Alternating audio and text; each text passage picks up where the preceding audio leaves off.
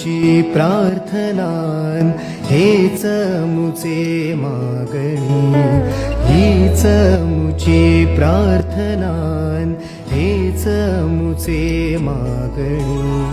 माणसाने माणसाशी माणसा समवागणे.